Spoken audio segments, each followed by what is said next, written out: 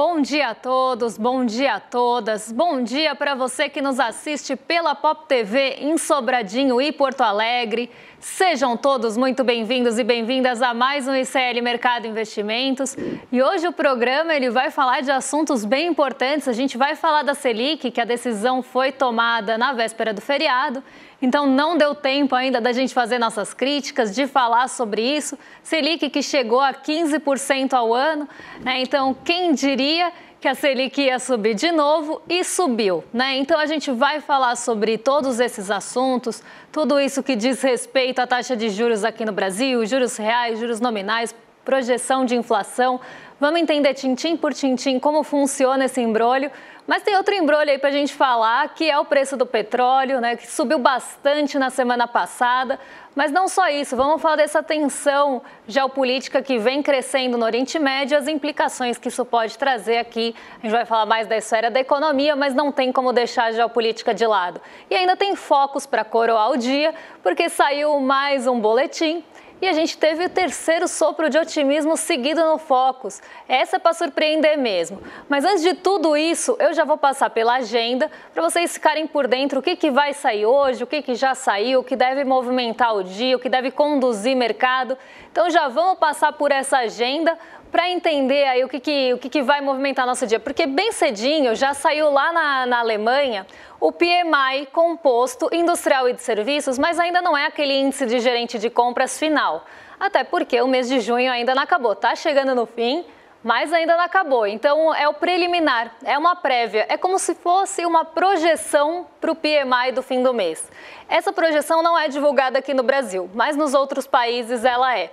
Então já saiu na Alemanha, saiu também o PMI da zona do euro e teve também o Christopher Waller participando de uma conferência internacional lá na República Tcheca, 5 horas da manhã, antes que o Twitter comece aí a fazer piada e barulho e tudo mais, né? Foi um discurso do diretor do Fed, do Federal Reserve, do Banco Central dos Estados Unidos. Agora vamos seguir aqui, porque tem mais assuntos para a gente passar aí para vocês, tem mais pronunciamento de Fed, tem mais aí gente falando e mais PMI para sair. Então vamos lá, porque no Reino Unido, às 5h30 da manhã, já também saiu o PMI composto industrial e de serviços preliminar.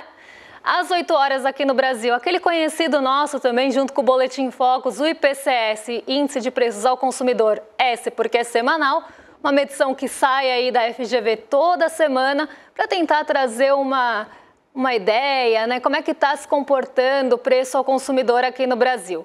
Boletim Focus em seguida, então 8h25 já foi divulgado e a gente já vai trazer para vocês, já contei. Na Bélgica, a presidente do Banco Central Europeu, a Christine Lagarde, participa de uma sessão no parlamento, participou, na verdade, às 10 horas da manhã, e não para por aí. Porque tem também PMI composto industrial e de serviços preliminar de junho nos Estados Unidos e ainda na República Tcheca, a diretora do Fed, Michelle Baumann, discursa na conferência internacional ali no mesmo lugar que estava o Christopher Waller, né, se não me engano, né? Eles estão participando do mesmo evento lá na República Tcheca e eles devem aí falar durante o dia. Agora quem fala é Michelle Baumann agorinha. E isso deve trazer alguma sinalização, né, alguma até projeção para a inflação ou para a taxa de juros nos Estados Unidos, que normalmente é isso que se busca nesse tipo de pronunciamento. Então, isso deve ficar um pouco mais no radar, ainda mais depois de uma super quarta, depois de decisão de juros lá nos Estados Unidos. Ainda às 11 horas, vendas de moradias usadas. E às 14h10, o presidente do Fed de Chicago participa de uma sessão de perguntas e respostas em um evento. Mas não para por aí, porque a gente tem mais uma página de agenda para trazer para vocês, que é a balança comercial semanal, 15 horas, então essa também velha conhecida nossa. A Adriana Kugler participa de um evento do Fed, também às 15h30. Então hoje, diretores, dirigentes quebraram o silêncio, né? Ficaram sem falar e agora estão falando aos montes. E às 4 horas na Argentina sai o PIB do primeiro trimestre. Então uma agenda bem recheada de dirigentes e diretores do Fed, do Banco Central dos Estados Unidos, poucos indicadores além dos PMIs, dos índices dos gerentes de compras. E aqui no Brasil, o que deve movimentar um pouco mais, ficar um pouco mais no radar, é o Boletim Focus que a gente conta daqui a pouquinho para vocês. Antes de tudo isso, eu vou dar bom dia para o Diego, que já está lá na redação, para contar como é que foi o fechamento da sexta-feira. Diego, bom dia, como é que você tá? Bom dia, Débora. Muito bom dia para toda a nossa audiência. É um prazer estar aqui com vocês mais uma vez. Bom dia para uma parte da nossa equipe de telespectadores fiéis que já chegou aqui dando bom dia. Bom dia para Gladys Garcia, para Gabriele Cozendei, para Maria Helena, para o Theo Kool, K-O-O-L, para o André Bolzan também. Bom dia para o Valdeci Ferreira, bom dia para Cláudia Cotinda. Bom dia para Gislene Regina, diretamente de Mogi Guaçu, em São Paulo. Bom dia para o Cleones Montana, que já chegou chegando, querendo saber como vai ficar o preço do barril de petróleo em dólar. Cleones, fica aqui com a gente no programa que em breve a gente vai explicar para você direitinho como que vai essas movimentações, especialmente no Oriente Médio, vão impactar no preço do petróleo. Enfim, espero muito que vocês, querida audiência, tenham aproveitado o feriado, porque ficaremos praticamente o segundo semestre inteiro sem nenhuma folguinha. Então, enfim, espero que vocês tenham tido aí um bom Corpus Christi. E vamos para o nosso fechamento? Pois bem, o principal índice da B3 fechou a sexta-feira em queda de 1,15% aos 137.115 pontos. Esse foi o primeiro dia útil após a elevação da Selic para 15%, sendo este o nível mais alto desde 2006. O que contagiou a nossa bolsa e os mercados mundo afora foi a escalada do conflito entre Israel e Irã. Aliás, ainda na tarde de sexta-feira, ironicamente, o Laranjinha, o presidente dos Estados Unidos, Donald Trump, tinha se definido como um pacifista, entre aspas. Descartou a possibilidade de envio de tropas terrestres para o Irã e deu um prazo de até 2 semanas para avaliar se iria ou não entrar no conflito. Pois bem, acho que nesse final de semana a gente já descobriu qual que é a resposta do Trump, né? Agora, voltando aqui para o nosso fechamento de mercado. Na seara corporativa, os nossos pesos pesados mostraram sinais mistos. O que isso quer dizer? Enquanto as ações ordinárias da Petrobras subiram 0,45%, os papéis preferenciais caíram 0,27%. Em sentido contrário, a valorização do minério de ferro em Dalian e em Singapura, as ações ordinárias da Vale encerraram o dia na B3 em baixa de 2,58%. Agora, indo para o exterior. Também contagiadas, pela escalada do conflito, as bolsas de Nova York não mostraram muita empolgação, aliás, muito pelo contrário. Dow Jones fechou praticamente estável, com uma levíssima alta de 0,08%, o S&P 500 recuou 0,22% e o Nasdaq, por sua vez, desvalorizou 0,51%. Agora, Débora, eu queria saber se, via de regra, como que os movimentos da taxa básica de juros impactam a Bolsa de Valores? Existe um movimento do tipo juros sobe, bolsa cai, juros cai, bolsa sobe? Como é que fica? Débora? Sem dúvida, e tem bastante, viu? E esse movimento a gente viu acontecer na sexta-feira pós-feriado, até porque na quinta não tinha como ter reação, na sexta já teve. E o que aconteceu? As ações mais sensíveis a juros, seja porque são sensíveis a crédito, então tem alguns setores que são sensíveis a crédito, eles dependem do crédito. Então eles precisam que os consumidores tomem crédito para comprar. Quais são os mais conhecidos por isso? O varejão, e quando a gente fala varejão, principalmente o varejão ali de linha branca. Então, esse tipo de varejo sofre bastante, não que o das brusinhas não sofra também, porque ele também sofre, o brasileiro também se endivida para esse tipo de compra. Mas quanto mais caro o item, mais o brasileiro precisa se endividar. Então, o varejo já é um setor que tem bastante sensibilidade. Outro setor que é bem conhecido por isso, aqui no Brasil, é o de construção civil. O brasileiro precisa tomar crédito para comprar imóvel. Então, se você começa a ter um crédito restritivo a ponto de não deixar ali os brasileiros comprarem imóveis, os setores vão sofrer porque já se espera que a demanda vai cair, não vão começar novas obras ou vão colocar um pouco o pé no freio. Então, isso é um setor, o setor de construção civil também é um grande setor sensível a juros, mas tem outros. A tecnologia também é sensível e aí é por outro motivo, porque primeiro tem muito risco e diante de um cenário que você pode ganhar ali mais na taxa de juros, você talvez se exponha menos a risco. Esse é um primeiro ponto. Outro ponto é porque normalmente são setores que têm ali, ou são empresas que têm uma presença de capital de terceiros maior. O que isso quer dizer? Tem mais gente emprestando dinheiro para aquela empresa.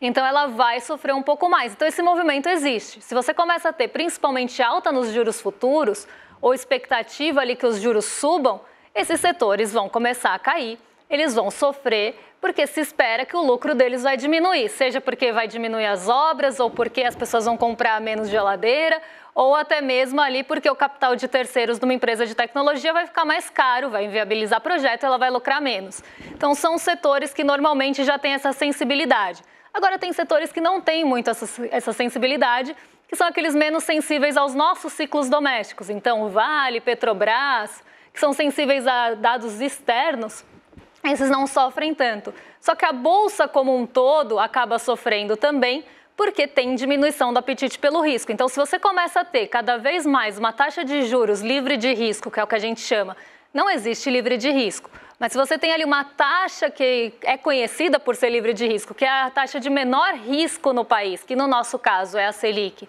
e ela está subindo mês após mês, reunião após reunião, e chega a 15%, isso vai diminuir o apetite pelo risco, porque você vai ganhar 15% na segurança e para você correr risco, você tem que ganhar mais que 15%, senão você nem vai correr aquele risco.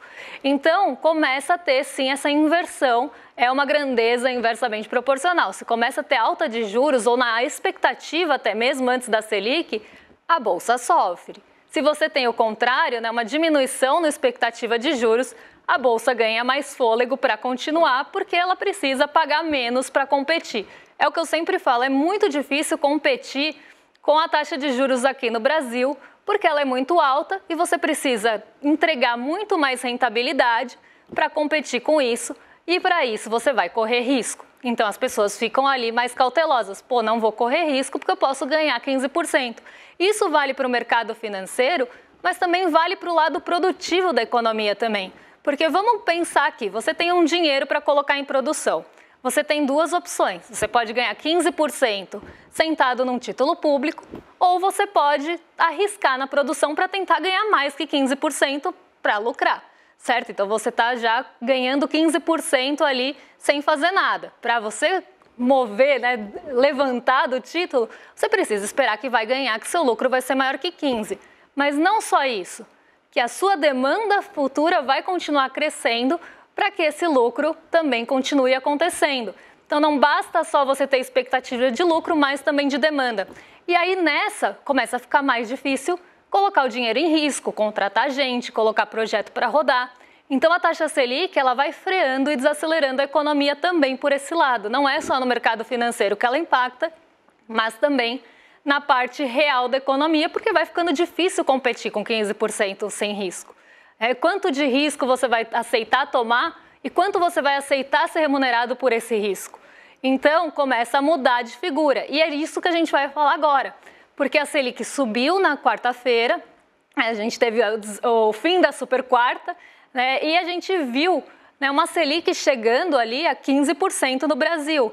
E a gente já está lá de novo no top 3 dos juros reais, mas isso eu vou mostrar para vocês daqui a pouquinho, porque primeiro eu vou mostrar para vocês como é que fica, né, ou como é que ficou a nossa taxa de juros depois dessas sucessivas altas que tiveram aí nesses últimos tempos, né? Então a gente viu a Selic subir e até o mercado estava dividido, né, se ia subir ou se não ia subir a Selic na quarta-feira, e aí subiu, né? E até surpreendeu parte do mercado que acreditava que não ia subir. Então o Galípolo não só acenou, mas ele acenou com duas mãos, ele pegou um cartaz, ele fez de tudo, colocou uma blusa Mamãe Não Me Perca na Neblina bem neon, assim, para ficar bem visível para o mercado financeiro todos os acenos que ele está dando. Então não só ele subiu a Selic para um patamar de 15% acima do que estava colocado no Focus. Semana passada, para quem lembra, o Focus estava em 14,75. Então, parte do mercado já tinha dado a bênção, que aceitava 14,75 para esse ano. Mas não, Galípolo foi além e subiu para 15%. E a gente sabe o que ele quer com isso. Ele quer manter a economia na rédea curta. Ele está tentando desacelerar a economia para tentar conter a inflação. A gente vai falar um pouco mais disso no Focus, mas agora a métrica ali para explicar a sua saída da meta de inflação é contínua. Então, se você fica um determinado período fora dessa meta, você precisa se explicar. E aí Galípolo está fazendo de tudo, não só para mostrar para o mercado financeiro que ele tem esse compromisso com a inflação, e é para o mercado mesmo, tá? Não é para a gente que ele está fazendo isso. Esse aceno é para o mercado. Então, que ele está ali preocupado com o controle inflacionário e que ele quer trazer isso para a meta, mas também que quer manter a economia na rédea curta, que ele quer manter a economia no freio, porque, como eu falei, a Selic puxa o freio de mão. nem sempre ela acelera. Porque se você tiver uma taxa de juros a 2%, mas uma expectativa de demanda fraca, nada acontece feijoada. Mas se você tem uma Selic a 15%, a economia vai desacelerar. E aí é o que eu sempre falo, vai estrangular setor de serviços, vai estrangular setor urbano da economia, as pessoas vão perder renda, a massa salarial vai diminuir, as pessoas vão ficar mais desempregadas quando a economia começar a desacelerar, porque é o que eu falei. Quem vai querer contratar gente com uma taxa de 15% e colocar isso em risco? Então vamos entender agora como é que ficou esse quadro, depois de eu falar esse monte de coisa, e também como é que a gente fica naqueles juros reais. Então se quiserem até colocar aí em tela cheia para o pessoal de casa acompanhar o gráfico, porque ele ficou aí uma escadinha, né? Mas só para vocês entenderem. Lá em 2024, em março, a taxa Selic estava em 10,75. Ela cai para 10,50, fica um determinado período em 10,50 e depois volta a subir. Então, não à toa ali, né? Você começa a ter no dia 31/7, nessa decisão, 10,75, depois é 11,25, 12,25, 13,25, 14,75 e 15%. A gente teve aqueles saltos, não podemos esquecer, de 1% que tinham sido pactuados. Mas não só tinham sido pactuados anteriormente, mas que tiveram também ali toda a briga pelo atual presidente do Banco Central, Gabriel Galípolo, e ele falou que ia ali tomar, né, essa frente, que ele era responsável, que isso não ficou da gestão anterior, e aqui ele também está dando um recado que ele vai cumprir ali o que é esperado do mercado para ele. Então, quando ele toma essa posição, quando ele pega para si o aumento da Selic, esses aumentos de 1 ponto percentual que vocês estão vendo, ele está acenando para o mercado que, olha, eu vou fazer o que vocês querem, eu estou aqui comprometido com a inflação e vou entregar a Selic do jeitinho que vocês estavam esperando, e até mais agora. Então, aqui você vê o Gabriel Galípolo bem virado para o mercado, e não só isso, né? Colocando ali essa desaceleração da economia que tinha sido colocada até em outros pontos quando se discutia política monetária aqui no Brasil. Então, essa desaceleração que já está acontecendo pode se aprofundar. Agora, lá nos Estados Unidos, como vocês estão vendo no gráfico, não mudou muita coisa na taxa de juros. A taxa de juros lá foi mantida, como não era de se esperar, esperava-se que a taxa de juros ia ficar em 4,5%, ela ficou em 4,5% e por ali vai permanecer provavelmente pelos próximos tempos até que se tenha uma confiança suficiente para começar a cortar. E aqui no Brasil o recado foi dado também. Essa taxa Selic de 15% deve ficar por um período mais prolongado. Então vai fazer estrago, vai estrangular a economia, vai tirar a renda das pessoas e isso vai fazer com que a gente comece um processo de desaceleração, o que é muito ruim. Por que é muito ruim? Porque, por um lado, você segura a inflação de serviços, porque você diminui também a renda dessas pessoas, você desaquece um setor da economia. Então, você vai conseguir ali segurar esse lado da inflação. Só que, por outro, o café está olhando para a taxa de 15% e ficando assustado? O petróleo vai olhar para a taxa de 15% e vai cair? Não vai. A Selic a 15% vai melhorar alguma questão climática aqui no Brasil? Não vai. Então pode colocar a Selic na Capela Sistina, lá no teto, que o café vai continuar subindo, que vai continuar tendo ali preço do petróleo por outros motivos oscilando. Então é uma medida que, por um lado, desaquece a economia e baixa a inflação, mas baixa na marra. Porque o que está pressionando o seu bolso ali, então o seu café ou qualquer item de alimento que você vai comprar, vai continuar caro, porque não tem sensibilidade nenhuma. Os fatores que acabam jogando esses preços para cima não vão responder essa alta. Só que, na média, a inflação baixa, porque você está desacelerando uma parte. Então, você está desacelerando para não ter que se explicar e para acenar para o mercado financeiro. Agora, o preço que está já pressionando o nosso bolso, vai continuar pressionando. Agora, olha que escândalo que a gente tem aqui quando a gente olha o ranking de juros reais. Porque esse é de doer, esse dá vontade de chorar. Em primeiro lugar, a gente tem a Turquia, com juros nominais de 46% e inflação projetada de 25,57%. Quando a gente desconta um do outro, e aqui não é um menos, tá? É uma fração, quando a gente desconta um do outro, a taxa de juros reais da Turquia chega a 14,44%. Ela está em primeiro lugar. O Brasil vem em segundo, com uma taxa de 15% nominal. Uma Selic, uma inflação projetada de 4,99. Pode ver que não é tão alta assim se a gente comparar com os dois próximos países. Mas a nossa taxa de juros reais, descontando a inflação, está em 9,53. Agora eu vou pegar um exemplo muito bom aqui para comparar, que é o do México. O México tem uma taxa Selic de 8,5%, uma taxa de juros em 8,5%. E uma inflação projetada não tão menor que a nossa aqui, 4,58. E mais, para quem sabe, o México começou a ter política de valorização do mínimo lá e teve 3 altas de mínimo acima da inflação. Mesmo assim, a taxa deles a inflação projetada é 4,58 e a taxa é 8,5. Quanto que sobra ali na taxa de juros reais? 3,75. O que a gente tem de tão diferente com o México, que lá, por mais que você tenha uma inflação projetada parecida com a daqui, e inclusive aumentos de salário mínimo que são pintados como vilões aí pelos gurus de Faria Lima e em geral, o que lá tem de diferente daqui?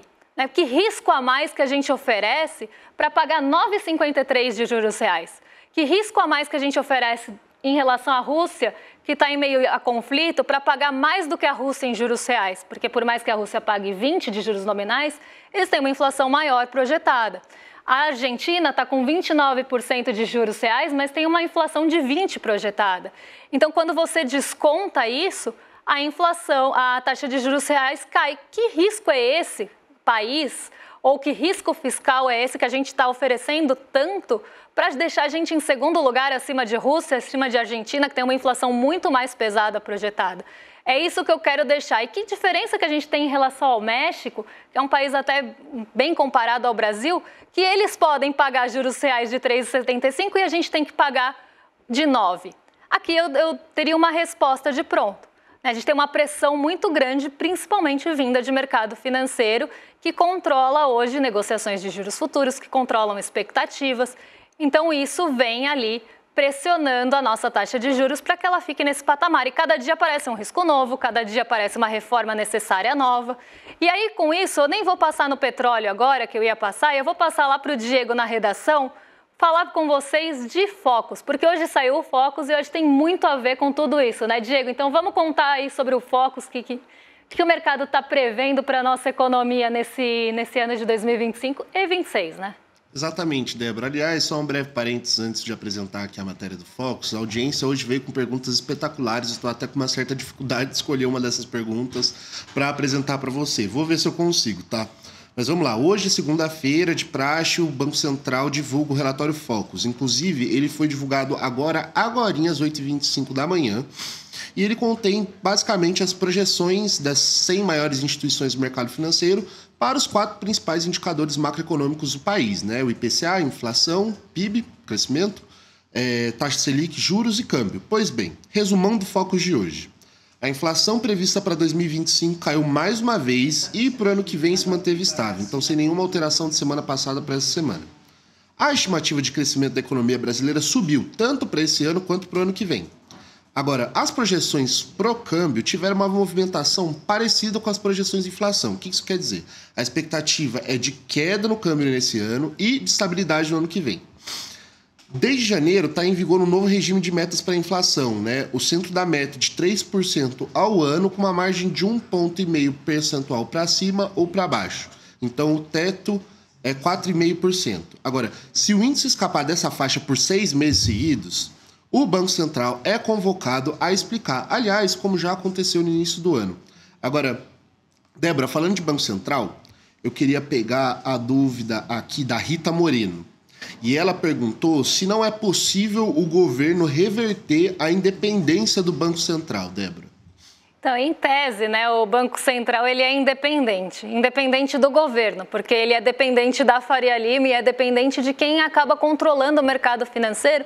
E não assim, o mercado financeiro de ações. Não, quem tem poder para mexer com as expectativas de juros, para mexer ali com as expectativas de dólar também. Então, acaba criando essa dependência. E não tão ligada à independência do governo, porque o que se tem hoje, inclusive, é um Gabriel Galípolo tentando se mostrar muito independente. Então ele não quer ser ligado de forma nenhuma a qualquer pronunciamento que possa ter do governo federal. Então ele se descola completamente desse discurso dos juros para tentar mostrar mais uma lição de casa para quem tem poder político e econômico para lidar, mais poder econômico aqui nesse caso do que político, mas para poder mexer com expectativas. Então toda vez ele quer mostrar essa independência, toda vez ele quer mostrar que ele está ali descolado de qualquer discurso, e isso tem feito esses posicionamentos do Galípolo serem como são. E muita gente está espantado, mas eu não fico espantada porque eu sei como funciona toda essa pressão e toda essa manipulação em relação a juros aqui no Brasil. Agora vamos falar de focos, porque isso é bem interessante, porque os agentes de mercado que respondem à pesquisa, pela terceira semana diminuíram a inflação e aumentaram o crescimento. E por que é que isso está acontecendo? Porque as últimas leituras da inflação, elas foram um pouco mais benéficas, no sentido de ter ali já, benéficas assim, na visão do mercado, de já ter essa desaceleração dos serviços aparecendo. E com isso, já se tem a ideia de que pode ter, sim, um controle da inflação por esse lado. Porque os alimentos continuam pressionando, deram uma arrefecida, mas continuam pressionando. Então o mercado está olhando para essa inflação como mais fácil de controlar. Não à toa, porque como a Selic em 15%, você vai controlar essa inflação fácil, né? Essa inflação de serviços. Você vai desacelerar completamente. Só que ao mesmo tempo, você tem um PIB crescendo. Então, por mais que você tenha esse controle, né, e aí a nossa taxa é justamente por isso, é um controle monetário ali que tenta segurar a economia, por mais que você tente fazer esse controle, ainda tem um pouco de crescimento no país que deve vir por alguns estímulos vistos pelo mercado ali do governo. Mas vai ficar cada vez mais difícil a situação. Se a gente já estava vendo desaceleração nas pesquisas mensais, os PMIs aqui do Brasil já mostrando o custo de crédito como um problema, daqui para frente é só para trás.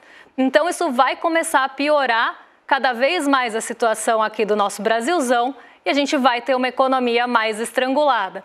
E agora eu quero chamar vocês, diante de tudo isso que eu estou falando, Selic em alta, tem petróleo volátil, está acontecendo conflito no Oriente Médio. Hoje, depois do ICL Tem, que vai ter uma exibição especial para quem quer saber aí onde colocar o dinheiro, né? Quer saber como investir, então fiquem ligados, porque a gente vai passar essa aula para vocês, é um momento propício para isso, mas não só, porque vem aí também nossa aula aberta no domingo. E para você se inscrever, nada melhor do que se inscrever no iclmercado.com.br, porque além de tudo, vocês ajudam e valorizam uma professora. Então o Investir é para Todos vem aí, falta 6 dias, no dia 29 de junho. Então para se inscrever, você pode entrar aqui no link ou no QR Code, como for mais fácil. Quando estiver ali na transição dos programas, você já aproveita e se inscreve para não perder essa aula, que ela também vem num momento de muita turbulência. Então, além de você fugir de cilada de banco, fugir de cilada de recomendação, você ainda vai aprender a navegar nesses mares mais turbulentos que vêm por aí. Então, não fiquem de fora dessa, e para se inscrever, tá aqui o link. E agora vocês ficam com o Rolê ICL na sequência, com o William De Luca e Guga Noblar. E vocês agora estão em mais que excelente companhia. Eu volto amanhã, eu falo de petróleo, porque de hoje para amanhã vai ter bastante mudança. Então amanhã a gente traz esse assunto para vocês, com as atualizações, e fala o que está mexendo com a sua bolsa, com o seu bolso, com a nossa bolsa e com a vida de todos nós. Um beijão e até amanhã, pessoal. Sabe que para muita gente às vezes sobra no fim do mês. É difícil, mas às vezes sobra um pouquinho de dinheiro. E ele fica lá no banco. O banco pega esse dinheiro, empresta para outros, cobra juros altos e ganha em cima do que você deixou lá. Você precisa saber investir. Investir não é só para quem tem muita grana, não. Pode ser para você também que consegue poupar um pouquinho a cada mês. Agora, investir como? É essa a dica que a gente quer dar aqui no ICL. Eduardo Moreira, que veio do mercado financeiro, que conhece as armadilhas dos investimentos, vai dar uma aula online, gratuita, para ensinar para você. Investir é para todos. Vai ser no dia 29 de junho, às 8 da noite, é num domingo. Você sabe qual é a diferença entre informação e conhecimento? Uma informação é um fato dado sobre algo ou alguém. O conhecimento é a capacidade de interpretar e analisar criticamente uma informação.